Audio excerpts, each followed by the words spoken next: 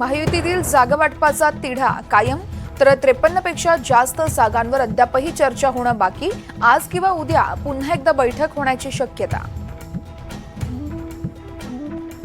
दिलीप वळसे पाटील शरद पवार गटाच्या मार्गावर सूत्रांची एनडीटीव्ही मराठीला माहिती. राजकीय चर्चांना उधाण.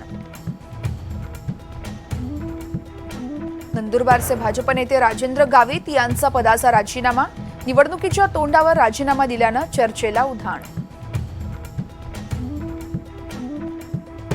नागपूरमधून फडणवीस यांच्या विरोधात मनसे निवडणूक लढणार. मनसे फडणवीस यांच्या विरोधात उमेदवार देणार.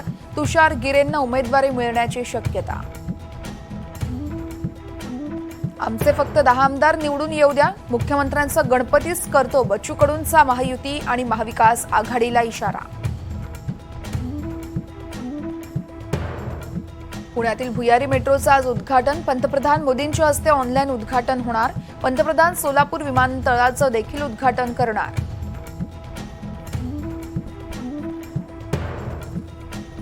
गुन्हेगारी पार्श्वभूमी असलेल्या उमेदवारांना 3 वेळा यावेळेस खुलासा करावा लागणार. गुन्हेगारी उमेदवार का निवडला हे पक्षाला सांगावं लागेल. केंद्रीय निवडणूक आयोगाचं कडक धोरण. तिन्ही रेल्वे मार्गांवरती आज सकाळी 10 वाजेपर्यंत मेगा ब्लॉक घेतला जाणार. तर गोरेगाव कांदिवली स्थानकादरम्यान 6व्या मार्गिकेच्या कामासाठी ब्लॉक.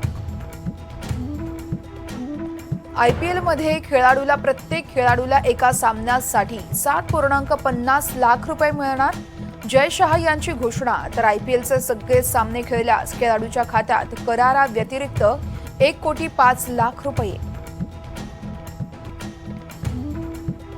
जम्मू काश्मीरच्या कुलगाममध्ये सुरक्षा पथक आणि दहशतवाद्यांमधील चकमकीत 2 दहशतवादी ठार, 1 जवान शहीद, तर सुरक्षा कर्मचारी जखमी.